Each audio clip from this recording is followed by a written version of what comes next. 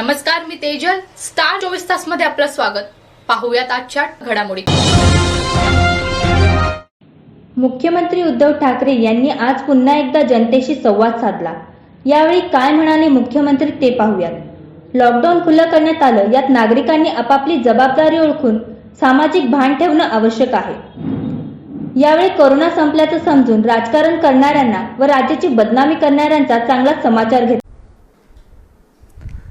माझ्या महाराष्ट्रातील बांधवांनो, भगिनींनो आणि मातांनो, नमस्कार. जय महाराष्ट्र. बऱ्याच दिवसानंतर आपण भेटतो आहोत. खूप इच्छा असतेच आपल्याला भेटायची, कारण आपल्याशिवाय किंबहुना आपल्या भेटीशिवाय अशी काही मजा गंमत येत नाही. परंतु गेले काही दिवस आपण सर्वच जण एका विचित्र परिस्थितीचा सामना करतो आहोत. पाहता पाहता मार्चपासून आजपर्यंत किती महिने झाले, म्हणजे हे जवळपास वर्षाचं निघून गेलेलं आहे. आपल्याशी बोलायला सुरुवात करण्यापूर्वी मी सर्वप्रथम आपल्या महाराष्ट्रातील तमाम नागरिकांना, सर्व धर्मियांना मनापासून धन्यवाद देतो आहे. कारण हा काळ जो आहे, हा मी सुरुवातीलाही आपल्याला बोललो होतो, सांगितलं होतं, सणासुदीचा आहे, पावसाळ्याचा आहे, सुगीचा म्हणजे शेतीचा हा सगळा काळ आहे. ह्या सगळ्या काळामध्ये गर्दी करणं टाळा, सभा समारंभ उत्सव हे टाळा. आणि मला एका गोष्टीचं समाधान आहे की आपण सर्वच, मग त्याच्यात कोणतेही धर्मीय मागे राहिले नाहीत. गणेशोत्सव अत्यंत साधेपणाने साजरा केला गेला. ज्या काही प्रथा परंपरा उत्सव, मग जैन धर्मीय त्याच्यात आले, मुस्लिम आले, पारसी आले, ख्रिश्चन्स आले, सगळ्यांनी आपापली एक सामाजिक जबाबदारी, त्याची जाणीव ठेवून या सर्व सणासुदीच्या दिवसामध्ये संयम पाळला. तुम्हाला खरंच धन्यवाद देतो आहे. हा संयम पाळत असताना गेले काही दिवस आपण पुनश्च हरिओम म्हणजे मिशन बिगिन अगेन या आपल्या कार्यक्रमामध्ये, कार्यक्रम म्हणजे पुन्हा आपली आयुष्याची गाडी, जीवनाची गाडी ही पूर्वपदावरती किंवा ट्रॅकवरती आणण्यासाठी प्रयत्न करतो आहोत. कार्यालयातील उपस्थिती वाढवत आहोत. इतर काही गोष्टी, मग त्याच्यामध्ये दुकानं असतील, मॉल्स असतील, हॉटेल्स असतील, ह्या सगळं इंडस्ट्रीज, उद्योगधंदे आहेत, यांच्यामध्ये आपण उपस्थितीला हळूहळू वाढीची परवानगी देतो आहोत. मधल्या काळामध्ये आपण जिल्हांतर्गत वाहतूकसुद्धा सुरू केलेली आहे. एकूणच पूर्णपणे आपण आपल्या आयुष्याची गाडी ही मार्गावरती आणण्याचा प्रयत्न करतो आहे. साहजिकच आहे, ह्या तीन गोष्टी एकत्र आलेल्या आहेत. एक तर आपलं आयुष्य पूर्वपदावरती आणणं, त्याच्यामध्ये सणासुदीचे दिवस, त्याच्यात पावसाळा, जी मला एक थोडी भीती होती आणि आहेच, ती समोर दिसते आहे. कोरोनाचं संकट गेलं तर नाहीच, पण ते वाढत चाललेलं आहे. वाढता वाढे अशी त्याची आजची परिस्थिती आहे. संपूर्ण जगामध्ये जणू काही दुसरी लाट येते की काय, किंवा आले की काय, अशी भीतीदायक चित्र आपल्यासमोर येत आहेत. मुंबईमध्ये सुद्धा गेले महिना 2 महिने आपण 1000च्या आसपास रुग्णसंख्या ही रोखून ठेवली होती, ती आता 2000वरती गेलेली आहे. पुण्यामध्ये वाढते, सांगली, सातारा, ग्रामीण भागामध्ये आता हातपाय पसरायला लागलेला आहे. राज्यांमध्ये इतर ठिकाणी सुद्धा, म्हणजे इतर राज्यांमध्ये सुद्धा याची वाढ होते आहे. ह्याच दरम्यान आपलं विधानसभेचं अधिवेशन सुद्धा पार पडलं. हे अधिवेशन आपल्याला 2 दिवसात सगळे कामकाज आपल्याला त्याच्यात संपवावं लागलं. मी विधानसभेच्या अधिवेशनामध्ये सुद्धा आणि आत्ता आपल्या साक्षीने सुद्धा सर्व पक्षांना धन्यवाद देतो आहे, कारण अधिवेशनसुद्धा यशस्वी होण्यासाठी सर्वांनी सहकार्य केलं. एकूणच काय की सगळेजण आपापली जबाबदारी ओळखून सामाजिक भान ठेवून वागत आहेत. काही जणांना असं वाटत असेल कदाचित की आता कोरोना संपलाय, पुनश्च हरिओम म्हणजे आपलं राजकारण पुन्हा सुरू करावं. केलंही असेल, करायला काही हरकत नाही. तूर्त मी राजकारणाबद्दल काही बोलणार नाही, पण राजकारणाबद्दल आणि एकूणच महाराष्ट्राच्या बदनामीचा जो काही डाव आखला जातोय त्याच्याबद्दल एकदा मात्र मी जरूर मुख्यमंत्रीपदाचा मास्क हा थोडा वेळ बाजूला ठेवून आपल्याशी बोलणार आहे. त्यातले सुद्धा धोके आणि एकूण ज्या काही गोष्टी आहेत त्या आपल्यासमोर मी नक्की मांडणार आहे. मी बोलत नाही याचा अर्थ असं नाही की माझ्याकडे उत्तर नाही, पण एक मुख्यमंत्री पदाच्या खुर्चीवरती बसलेला आहे, त्याला साजेसं काम आपल्याला करावं लागते. एकूण महाराष्ट्रामध्ये सगळं काही वाताहत झालेले आहे असं नाही आहे. महाराष्ट्र सरकार याही प्रतिकूल परिस्थितीमध्ये, मग ते पूर्व विदर्भातील पूर परिस्थिती असेल, निसर्ग चक्रीवादळाचा फटका असेल, मधल्या काळात अघोषित एक वादळ मुंबईमध्ये येऊन गेलं म्हणजे निसर्गाचं, अशा अनेक गोष्टी ह्या भेडसावत आहेत.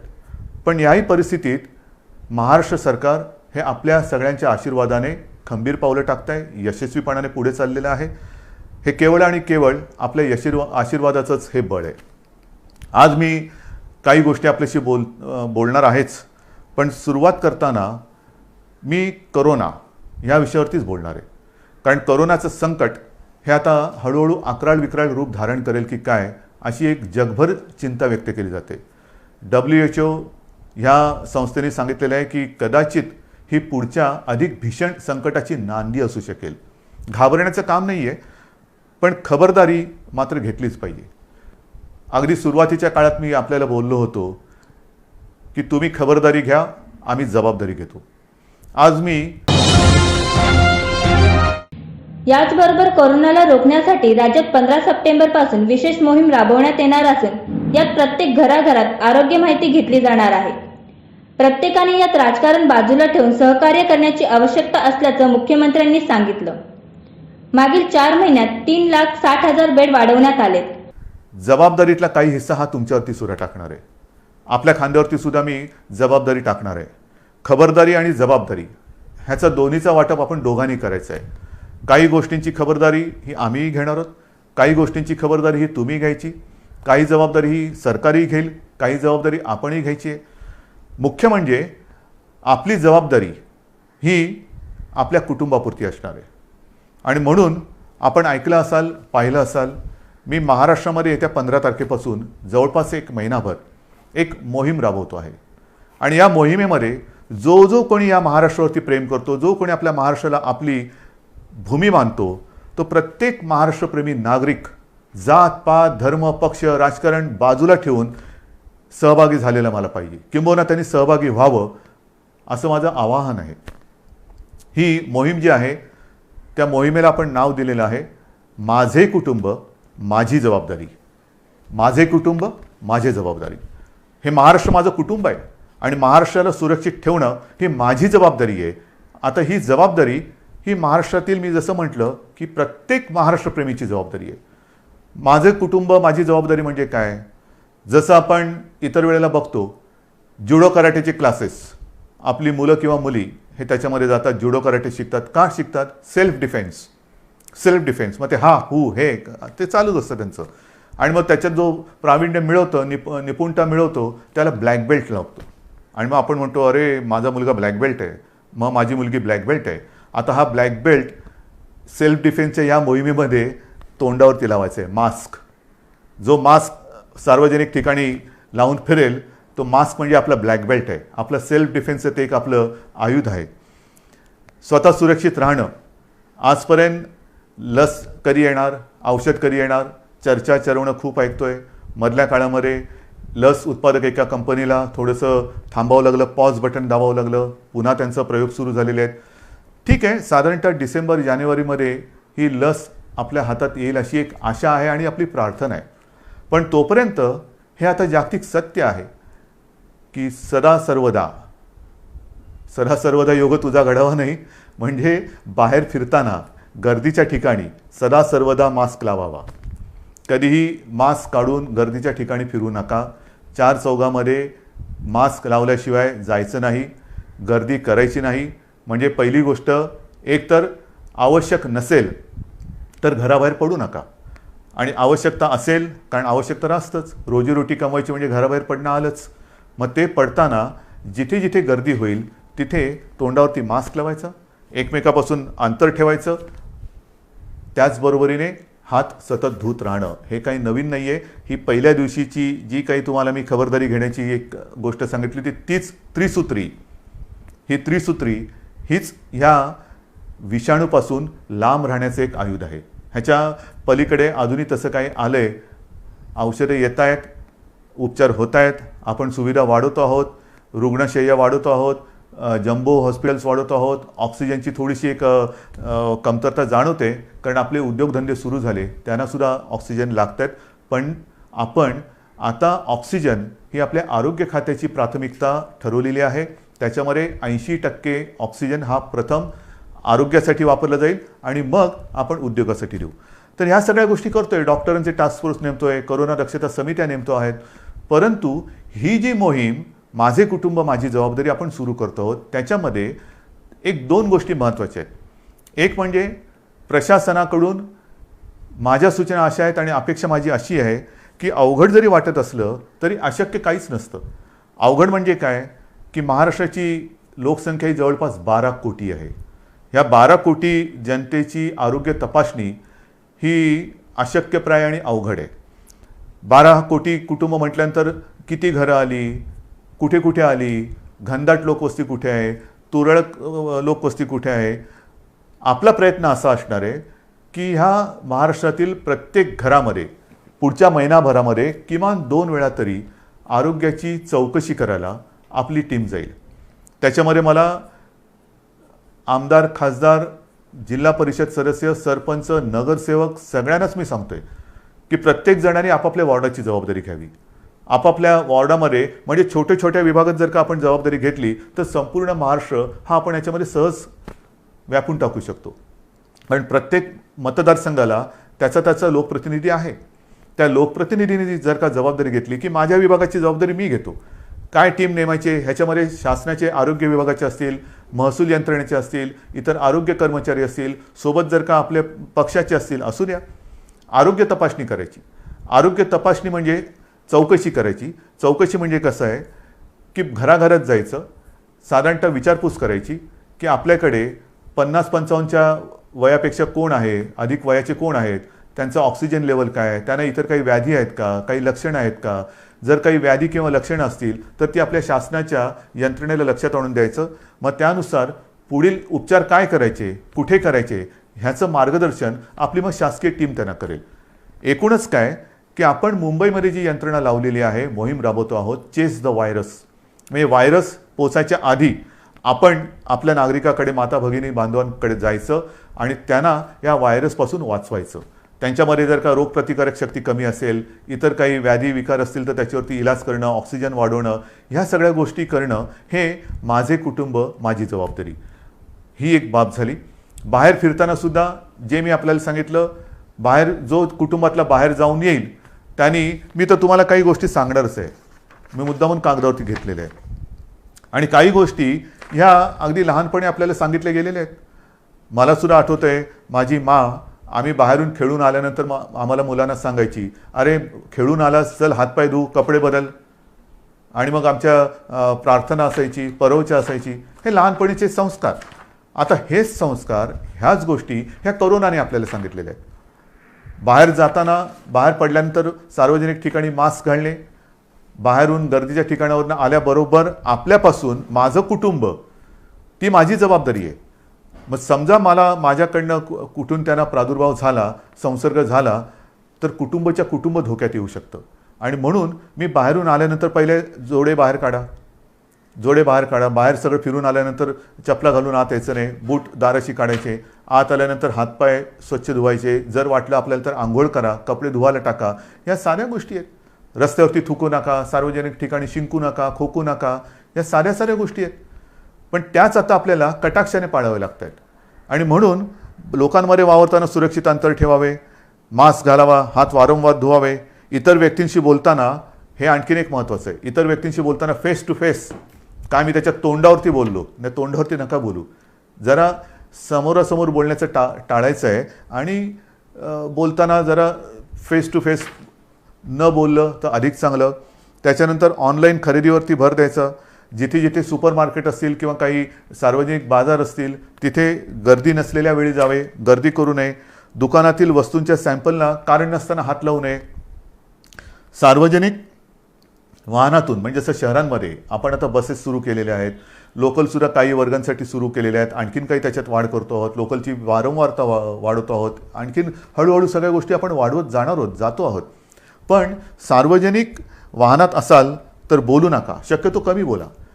त्याच्यानंतर बैठका, जशा बैठका आता मुख्यमंत्री घरी बसून काम करतात, घराबाहेर पडा, पण त्यांना कल्पना हे माझ्यावरती जे आरोप करतायत ते जिथे गेलेले नाहीत तिथे दुर्गम भागात मी व्हिडिओच्या माध्यमातून जाऊन येतो, फिरतो, तिथे मी सूचना देतो, जिथे तुम्ही पोचू शकत नाहीत, गेलेला नाहीत तिथे मी जातोय, मी बोलतोय. कसा? या तंत्रज्ञानाच्या माध्यमातून. तर जिथे जिथे आवश्यकता असेल तिकडे किंबहुना जर का आपल्याला बैठका घ्यायच्या असतील तर व्हिडिओ कॉन्फरन्सिंग करा, हे फार महत्त्वाचं आहे. त्याच्यानंतर जर लक्षणं आढळली, कोणाला जर का वाटलं, लक्षणंसुद्धा आता मी सगळ्या काही गोष्टी तुम्हाला सांगत नाही जाणार, बऱ्याचशा गोष्टी आपल्याला कल्पना आहे. लक्षणं आढळली तर तुम्ही कुठे गेला होतात, साधारणतः कोणाला भेटला होता, त्याची एक माहिती, त्याची एक यादी ही आपल्याला तपासायला आलेल्या आरोग्य अधिकारी किंवा जी शासन यंत्रणा असेल त्याच्याकडे द्या, की जेणेकरून त्यांच्यापासून म्हणजे त्यांच्यावरती आपण इलाज करू शकू आणि त्यांच्यापासून इतरांना होणारा संसर्ग आपण थांबवू शकू. इतरांसमोर जेवताना, कारण आता हळूहळू आपण हॉटेल्स, मोठी जी 5 स्टार असतील, लॉजेस असतील, ह्या काही हॉटेल्सना आपण परवानगी दिलेत, पूर्ण चालवायला दिलेत, त्यांच्यामधले रेस्टॉरंट्सना परवानगी दिले. गेल्या आठवड्यात मला रेस्टॉरंटची काही लोकं भेटून गेलेली जी ह्या हॉटेलच्या बाहेरची आहेत. आमचं काय करणार? जिमची लोकं येऊन भेटून गेली, आमचं काय करणार? सगळ्यांशी मी बोलतोय, त्यांनासुद्धा काही सूचनावली मला द्यायची आहेत, ती पाळा आणि आपण ते ओपन करू. आणि म्हणून इतरांसमवेत जेवताना समोरासमोर बसू नका. महत्त्वाचं काय की समोरासमोर हा जो व्हायरस येणं जाणं करू शकतो त्याच्यात आपल्याला त्याचा मार्ग हा बदलून टाकायचा. म्हणजे समोरासमोर नसेल, बाजूला असेल तर तो जर का दुर्दैवाने कोण त्याच्यात संसर्गजन्य असेल, झालेला असेल, संसर्ग झालेला असेल, संसर्ग बाधित, तर त्याच्यापासून दुसऱ्याला संसर्ग होणार नाही.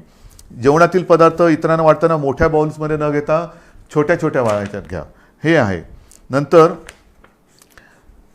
काही ठिकाणी आपण बघतो सार्वजनिक शौचालय असतील त्याची स्वच्छता आणि निर्जंतुकीकरण तर हे आपण करतोच आहोत, करावं लागतंच आहे, करावं लागणारच आहे. पण घरामध्ये सुद्धा ज्यांच्याकडे आता शहरी भाग आहे, शहरामध्ये पूर्वीच्या शौचालयांची आता कमतरता आहे, ती जात चालली, नवीन ती युरोपियन स्टाईलची आली. त्याच्यात फ्लश करताना त्याचं झाकण बंद करून फ्लश करा, की जेणेकरून पुढचं सांगण्याची गरज नाही. नंतर जर भेटायचं असलं तर बंद जागेत भेटायचं टाळायचं, उघडं पाहिजे. मी मागेही आपल्याला सांगितलं होतं की एअर कंडिशनचा वापर करण्यापेक्षा खिडक्या, चला हवा येऊ द्या, हवा खेळती राहिली पाहिजे, हवेचं येणं जाणं चाललं पाहिजे. आणि अडचणीच्या जागी, अपुऱ्या जागी जास्त वेळ थांबू नका. अशा या काही गोष्टी आहेत, ह्या मी तुम्हाला ह्या मोहिमेच्या माध्यमातून सांगणार आहे. ही मोहीम आपल्याला राबवायची, ह्याच्यात मला जनतेचा सहभाग पाहिजे. लहान मुलं, तुमच्या काही सूचना असतील त्या द्या, चित्र काढा. मी जाहिरात संस्थांना बोलवणार आहे, वृत्तपत्र वाहिन्यांना बोलवणार आहे, प्रसार माध्यमांना बोलवणार आहे. प्रत्येकजण मी काय करू शकतो, जसं ते म्हणतात ना, राम सेतू बांधताना खारीचा वाटा, प्रत्येकाने खारीचा वाटा सिंहाचा घ्यायचा तर सिंहाचा घ्या, खारीचा घ्यायचा खारीचा घ्या. पण मी या मोहिमेत आहे हे मला पाहिजे. सगळ्या जणांनी अत्यंत प्रामाणिकपणाने या मोहिमेत सहभागी होऊन, हे युद्ध आहे, हे युद्ध आता सार्वत्रिक, सगळी ज्या वेळेला जनता रस्त्यावरती उतरते तेव्हाच त्या युद्धामध्ये यश मिळतं. आजपर्यंत आपण हे युद्ध घरी बसून लढत होतो. आता मला तुम्हाला एक एक गोष्टी मी उघड करत चालू असताना, अजून मी पूर्ण ओपन केलेल्या नाहीत, कारण व्हायरस वाढतो आहे. पुन्हा लॉकडाऊन करायची वेळ येऊ नये हीच एक अपेक्षा आहे. पण जर ह्या गोष्टी तुम्ही कटाक्षाने पाळणार असाल तर, अजूनही मला काही ठिकाणी दिसतंय, मी येता जाताना बघतो, हळूहळू मुंबईमध्ये सुद्धा शिथिलता यायला लागलेली आहे. मास्क असतात पण ते मास्क कसे हनुवटीवरती असतात. आज मी मास्क घातला नाही कारण मी एकटा या खोलीत तुमच्याशी बोलतोय, पण हनुवटीवरती मास्क असतात, म्हणजे तोंडावरनं नाकावरनं काढलेले असतात. अनेक जण एकटे जेव्हा धावत असतात तेव्हा तोंडावरती मास्क असतात आणि मित्र भेटल्यानंतर जवळ जाऊन मास्क काढून बोलतात. म्हणजे जिकडे मास्क तशी आवश्यकता नाही एकटे असताना तिकडे मास्क, आणि भेटल्यानंतर गप्पा मारताना मास्क काढून बोलत आहेत. तर नाही, मला असं वाटतं की जसं इतर देशांमध्ये त्यांनी केलेलं आहे, संपूर्ण ओपन केलेलं आहे, पण कायदे कडक केलेले आहेत. सार्वजनिक ठिकाणी मास्क घातला नसेल तर कडक दंड. जर एखाद्या ठिकाणी दुकानात किंवा कुठे गर्दी झाली, त्यांचे कॅमेरे ऑन असतात, ताबडतोब ते दुकान बंद. बसमध्ये सुद्धा किंवा मेट्रोमध्ये सुद्धा गर्दी झाली, ताबडतोब तिकडे ती कारवाई केली जाते. तर ह्या काही गोष्टी ह्या कायद्याने करण्याची गरज आहे का? का आपण आपली सुरक्षितता किंवा आपली जबाबदारी आपण पार पाडू शकत नाही का? आपण करू शकतो, पण हे कायदे काही ठिकाणी आपल्याला जरूर करावे लागणार. जर का मास्क घातला नाही, दंड करावा लागणार. गर्दी झाली पुढची थोडीशी कारवाई करावी लागणार. तर अंगवळणी या गोष्टी पडेपर्यंत थोडंफार आपल्याला या गोष्टी समजून घ्याव्या लागतील. शिथिलता आपल्या वागण्यात येता कामा नये. आयुष्यामध्ये हे संकट हे कदाचित जगावरचं पहिलं महाभयानक संकट असेल आणि त्याचा सामना आपण करतोय. आपली पिढी त्याचा सामना करते आहे आणि हे संकट हे शेवटचं असेलच असं नाही. कदाचित पुढे अशी संकटे येऊ शकतील आणि एकूणच ह्या संकटातून बाहेर पडताना पुढच्या संकटाचा सामना कसा करावा ते ह्या संकटातून आपण शिकू शकतो. हे झालं या कोरोनाच्या बाबतीमध्ये. पण गेल्या काही दिवसामध्ये ज्या काही गोष्टी आपण सरकार म्हणून केलेल्या आहेत, वादळं मागून वादळं, मग ती निसर्गाची वादळं असतील, राजकीय वादळ तर ठीक आहे, त्याचा सामना तर मी करेन तुमच्या सगळ्यांच्या सोबतीने.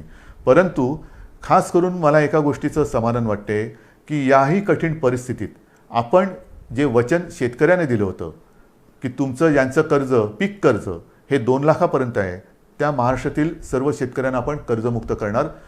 जवळपास 29.5 लाख शेतकऱ्यांना आपण कर्जमुक्त केलेले आहे. एक अभिमान आहे, नक्कीच अभिमान आहे की पहिलं अधिवेशन जे आपलं झालं होतं नागपूरचं, त्या अधिवेशनात आपण जाहीर केलं होतं आणि त्याप्रमाणे जाहीर केल्याप्रमाणे आपण जवळपास 29.5 लाख शेतकऱ्यांना कर्जमुक्त केलेलं आहे.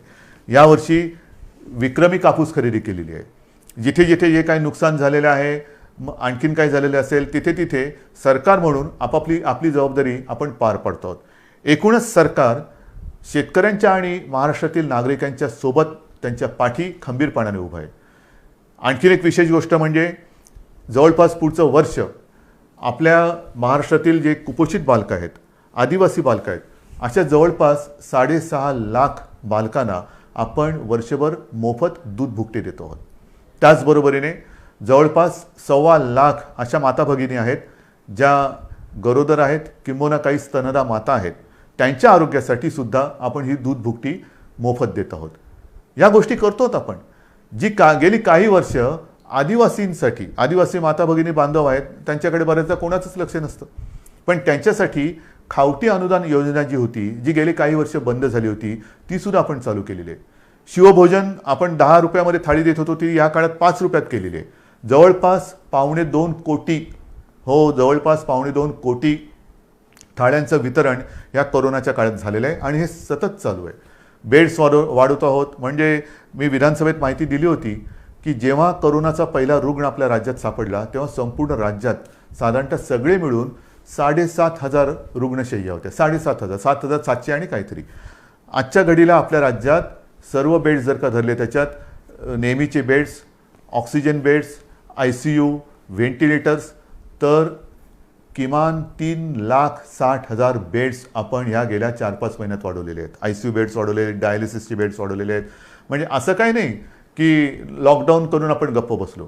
लॉकडाऊनमध्ये संसर्गाची साखळी तोडणं, पण त्याचबरोबरीने आपण आरोग्यविषयक सुविधा तयार करणं, हे काम आपण करतो आहोत आणि आज देखील ह्याच्यात खंड नाही पडलेला. जिथे जिथे आवश्यकता असेल तिथे तिथे आपण ह्या बेडची संख्या वाढवतो आहोत. इतर ऑक्सिजन जसं मी म्हटलं तसं थोडे दिवस थोडीशी आपल्याला एक उणीव भासते आहे, चणचण भासते आहे, कारण ऑक्सिजन जरी उपलब्ध असला तरी त्याच्यासाठी कंटेनर उपलब्ध होत नाहीत. तर ह्या सगळ्या गोष्टी जुळवाजुळव करून आपण यातनं मार्ग काढतो आहोत. औषधांमध्ये सुद्धा कुठेही आपण पुरवठा करण्यामध्ये कमी पडत नाहीत. सगळ्या गोष्टी करतो आहोत. किती गोष्टी तुम्हाला सांगायच्या. माझ्याकडे इकडे कागदाची चवडच आहे. ह्या सगळी चवड जर का वाचत बसलो तर संध्याकाळ काय रात्रसुद्धा झाली तरी आपण बोलतच बसू. शिक्षणाच्या बाबतीत सुद्धा ह्या सगळ्या गोष्टी अवघड आहेत, होत्याच. कारण काही ठिकाणी आपण ऑनलाईन शिक्षण सुरू करू शकलो, काही ठिकाणी ऑनलाईनची व्यवस्थाच नाही. मग अशा ठिकाणी ही सगळी सरमिसळ करत करत करत करत आपण शिक्षणाची सुद्धा एक सुरुवात केलेली आहे. मला असं वाटतं की अशी कोणतीही बाब आपण शिल्लक ठेवलेली नाही की जिकडे सरकार म्हणून आपण आपलं काम केलेलं नाही आहे. जसं निसर्ग चक्रीवादळ आलं, निसर्ग चक्रीवादळामध्ये जवळपास 700 कोटी रुपयांची मदत प्रत्यक्ष आणि इतर घरं बिरं असतील त्या माध्यमातून आपण केलेली आहे. अजूनही मदत चालू आहे. नुकतीच तिकडे केंद्राचं पथक येऊन गेलं, संपूर्ण पाहणी केली आणि केंद्रीय पथकसुद्धा समाधान व्यक्त करून गेलं. हे आता केंद्राचं पथक हे म्हणजे कदाचित माणसं बदलली असतील, पण केंद्राचं पथक आता पूर्व विदर्भात जिथे 15-1 दिवसापूर्वी भीषण पूर आला होता तिथली पाहणी करते. त्या पूर्व विदर्भात सुद्धा आपण तातडीने तत्काळ मदत म्हणून जवळपास 18 कोटी रुपये पाठवून दिलेले आहेत. पण एक मी माझ्या पूर्व विदर्भातील पूरग्रस्त माता भगिनींना आणि बांधवांना सांगतो की तुम्ही काळजी करू नका. ज्याप्रमाणे आपण कोल्हापूर आणि सांगली इथल्या पुरामध्ये जशी गेल्या वर्षी त्याच्या एक दीड वर्षात जो पूर आला होता तिथल्या जनतेला मदत केली, तशीच संपूर्णपणे मदत ही महाराष्ट्र सरकार, तुमचं सरकार तुम्हाला केल्याशिवाय राहणार नाही. हे करतो आहोत आपण. या सगळ्या गोष्टी कुठेही उणीव न ठेवता आपण पार पाडतो आहोत. अनेक संकटं जरी आली तरी सरकार काय गप्प नाही बसलेलं. शेतकऱ्याच्या पाठी ते उभा आहे. याचं कारण का? कारण शेतकरी हा वर्क फ्रॉम होम नाही करू शकत. आपण सगळेजण ऑफिसमध्ये येणारे जाणारे लोक वर्क फ्रॉम होम करतो, पण उद्या शेतकऱ्याने ठरवलं वर्क फ्रॉम होम म्हणजे काय करणार? तर शेतकरी जो आहे त्याच्यासाठी सुद्धा आपण एक नवीन योजना ही आणलेली आहे. जसं मी आता ही मोहीम एक वेगळी तुम्हाला सांगितली कोरोनाच्या बाबतीत, तसंच शेतकऱ्याच्या बाबतीमध्ये. कारण मी काय बघतोय गेल्या अनेक वर्ष शेतकरी बिचारा अंधारात उडी मारतो. त्याला कल्पना नाही आहे की उद्या निसर्ग राजा त्याला साथ देईल का प्रकोप दाखवेल, रुसेल का हसेल, त्याला काहीच सांगता येत नाही. तरी देखील तो त्याच्या परीने त्याचं जे काय असतं, घरदार असेल, जमीन असेल, वेळप्रसंगी पत्नीचे दागिने असतील, मग त्याच्या कुटुंबातला त्याचा, मी थांबलो का? कारण अनेकांना आश्चर्य वाटेल, कुटुंबातील त्याचा बैल, हो त्याचा तो कुटुंबीय असतो, तो सुद्धा त्याला गहाण टाकावा लागतो. आणि सगळं गहाण टाकून म्हणजे आयुष्यच गहाण टाकतो. आणि त्या आपल्या मातीमध्ये सोयाबीन पिकवेल, तूर पिकवेल, कधी कापूस पिकवेल, हे आपल्या विभागवारही अशी रचना झालेली आहे. आणि मग आपल्याला अनुभवास काय येतं, जर निसर्गाने साथ दिली, पीक तरारून आलं तर त्याला जास्त झालं म्हणून भाव मिळत नाही. निसर्ग रुसला, पावसाने झोडलं, गारपीट झाली तर उभं पीक म्हणजे सोनं त्याच्या डोळ्या देखत मातीमोल होतं, म्हणजे तरी त्याची पंचायत झाली. डोक्यावरती कर्जाचं ओझं हे वाढतच चालतं. त्या डोंगरातून तो कधी, डोंगराखालून तो कधी बाहेरच येत नाही.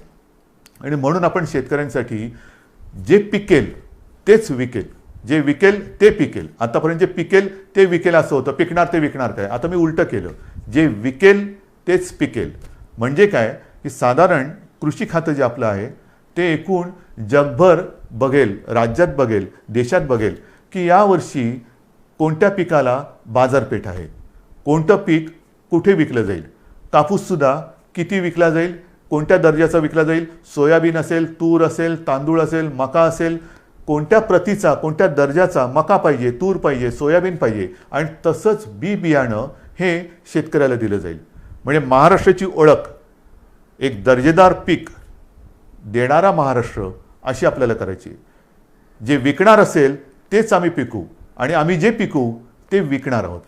आणि त्याच्यासाठी आपण गटशेती म्हणा, शेतकऱ्यांना सुद्धा जो असंघटित शेतकरी आहे त्याला आपण संघटित करतो आहोत. त्यांच्या काही सूचना आपण घेतो आहोत. गेल्या आठवड्यामध्येच हा मी कार्यक्रम केला. सगळ्या शेतकरी दादांना ह्या कार्यक्रमाची कल्पना दिली की आता तुम्ही अंधारात उडी नका मारू. आपण, सरकार तुमच्या सोबत आहे. एखादं पीक आल्यानंतर हमी भाव, हमी भाव, हमी भाव. आता हमी भाव नाही, आता हमखास भाव. माझं जे काय मी मेहनत करतो आहे, कष्ट करतो आहे, रात्री सुद्धा जाऊन मेहनत करतो आहे, शेतामध्ये राबतो आहे आणि सोनं पिकवल्यानंतर त्या सोन्याला सोन्याचा भाव मिळणार नसेल तर हे सगळं फुकट गेलं. आणि त्याच्यासाठी हमी भाव आता मागायचं नाही, हमखास भाव. आणि जे मी पिकवणार आहे ते विकलं गेलंच पाहिजे. ही जी एक साखळी आहे ती साखळी आता आपण निर्माण करतो आहोत. आणि त्या साखळीमध्ये हा सगळा नाशिवंत माल असतो, भाजीपाला असेल, धान्य असेल, त्यांच्यासाठी विभागवार आपण शीतगृह असतील किंवा स्टोरेज, कोल्ड स्टोरेज, गोडाऊन्स असतील, त्याची एक साखळी निर्माण करतो आहे. त्यांना येण्या जाण्याची जी काय माल वाहतूक असेल ती जी वाहतूक आहे त्याच्यासाठी वेगळं काही आणखीन करता येते का ते बघतोय. त्यांना वाहनं उपलब्ध करून द्यायची, बाजारपेठ उपलब्ध करून द्यायची, कोणत्या बाजारात कसली मागणी आहे त्याच्याप्रमाणे तो त्याचा माल तिकडे नेऊन विकायला त्याला आपण मदत करणार आहोत. अशा अनेक गोष्टी आपण शेतकऱ्यांसाठी करतोय. आपल्या राज्यातला शेतकरी ह्या कर्जबाजारी यापुढे राहता कामा नये. स्वतःच्या पायावरती अभिमानाने तो बोलला पाहिजे की मी माझ्या महाराष्ट्रातला शेतकरी आहे. आणि ही जी आताची कोरोनाची एक लाट येते, लाटेमागून लाट, ह्याच्यामध्ये असं म्हटलं जातं की अनेक देशांमध्ये भूकबळी जाण्याची शक्यता आहे.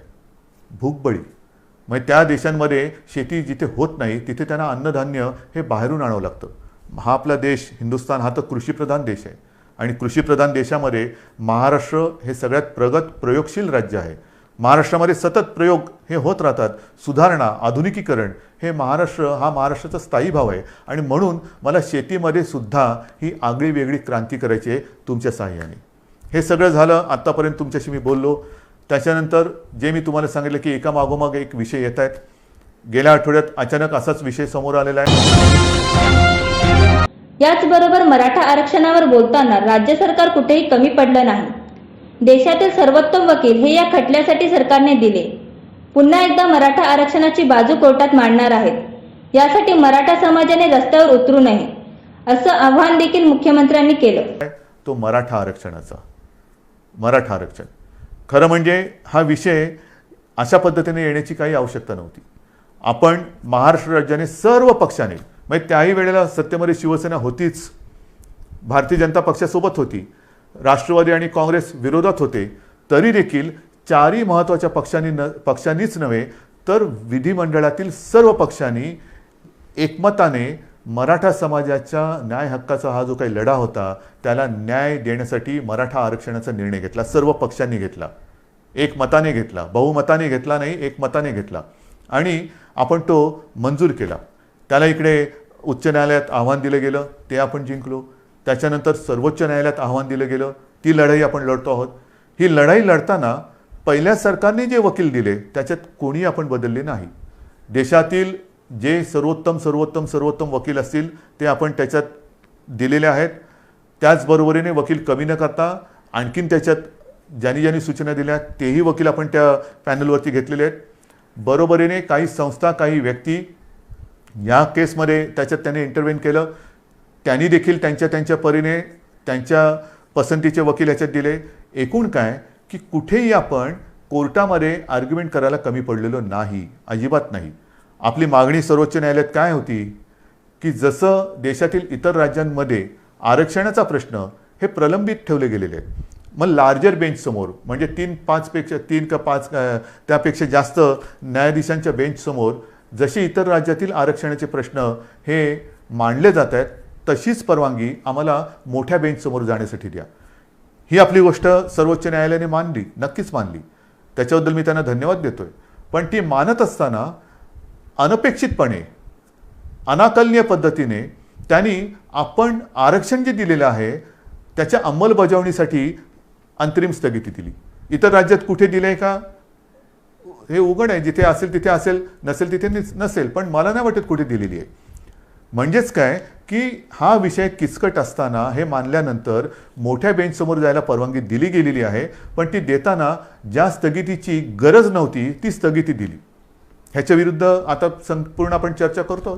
2 दिवसापूर्वी मी ह्या विषयामध्ये ज्या संस्था, व्यक्ती सहभागी आहेत, अत्यंत पोटतिडकीने काम करतायत, आपली मतं मांडतायत, ह्या केसच्या सुनावणीच्या वेळेलासुद्धा मी स्वतः एक किमान 2-4 वेळा तरी व्हिडिओच्या माध्यमातून अशोकराव चव्हाण असतील, आपले एकनाथ शिंदे आहेत, विजय वडेट्टीवार आहेत, अजितदादा आहेत, बाळासाहेब थोरात आहेत, किती मंत्र्यांची नावं घ्यायची, जयंतराव पाटील आहेत, ह्या दिलीपराव वळसे पाटील आहेत, ह्या सगळ्यांसमवेत आम्ही या व्यक्तींशी, संस्थांशी आणि ज्येष्ठ विधितज्ञांची चर्चा करत आपल्याला काय बोललं पाहिजे, कसं बोललं पाहिजे हे ठरवत तिथे आपण कोर्टासमोर आपण बाजू मांडली.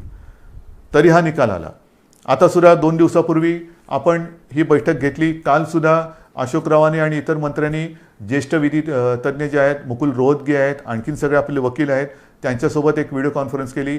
आपल्याशी बोलल्यानंतर पुन्हा मी त्या बैठकीला आता जाणार आहे. उद्या परत काही बैठक होईल. एकूण काय की सर्वांची मतं लक्षात घेऊन पुढे काय करायचं, जोपर्यंत ह्याचा निकाल लागत नाही तोपर्यंत आपण पुन्हा कोर्टात तर जाणार आहोत, पण ते जाताना नेमकं काय गाऱ्हाणं मांडायचं, कोणासमोर मांडायचं, कसं मांडायचं, अगदी विरोधी पक्ष नेत्यांना सुद्धा मी आपल्यासमोर येण्यापूर्वी फोनवरती बोललेलं आहे. ते बिहारमध्ये आहेत. आत्ता परवाच्या बैठकीला ते येऊ शकले नाही कारण ते बिहारला गेले होते आणि त्यांनी मला सांगितलं की कोणतेही राजकारण न करता उद्धवजी आम्ही या समाजाच्या मागणीसाठी सरकारसोबत आहोत. तर मला मराठा समाजाच्या माता भगिनींना आणि बांधवांना एक विनंती करायची आहे. तुमच्या भावना आणि आमच्या भावना वेगळ्या नाहीत. अन्यायाविरुद्ध लढा, आंदोलनं जरूर करा, काही हरकत नाही, पण केव्हा, जर सरकार देत नसेल तेव्हा. इथे तर सरकार आपलं आहे, सरकारने निर्णय घेतलेला आहे. मग लढाई कोणाशी? कशावरती रस्त्यावरती उतरायचं? कशासाठी आपण आपला उद्रेक किंवा उद्वेग जो काय आहे त्याचं तो रस्त्यावरती आणायचा? आपण एकत्र आहोत.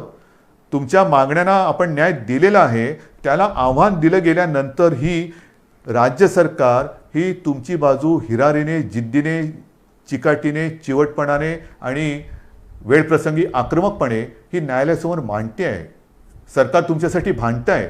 तुमच्या सगळ्यांच्या सूचना त्यांचा गांभीर्याने विचार करून आम्ही मार्ग काढतो आहोत. आता मी काय काय काढू शकतो त्याच्यावरती मी बोलत नाही, कारण पुन्हा मी काय बोललो तर या केसवरती त्याचा दुष्परिणाम होऊ नये. पण सगळ्या सूचना आम्ही घेतलेल्या आहेत, अजूनही घेतो आहोत आणि त्याचा सारासार विचार केल्यानंतर कायदेशीररित्या आपल्याला पहिला एक दिलासादायक मार्ग काय घेता येईल तो सुद्धा आम्ही विचार करतो आहे. आणि तो केल्यानंतर पुन्हा कोर्टात तर जातोच आहोत, कारण मोठ्या बेंचसमोर तर जायचंच आहे आपल्याला. हा निकाल तर आपल्या बाजूनी लागावा ह्याच्यासाठी आपल्याला कायदेशीर लढाई करायची आहेच. ती करण्यात कुठे तसूभर सुद्धा हे सरकार मागे राहणार नाही, हे वचन मी परवाच दिलेलं आहे. आजही पुन्हा ते मी देतो आहे. आणि म्हणून मी आपल्याला विनंती करतोय की सरकार आपल्यासोबत आहे. सरकारने निर्णय घेतलेला आहे.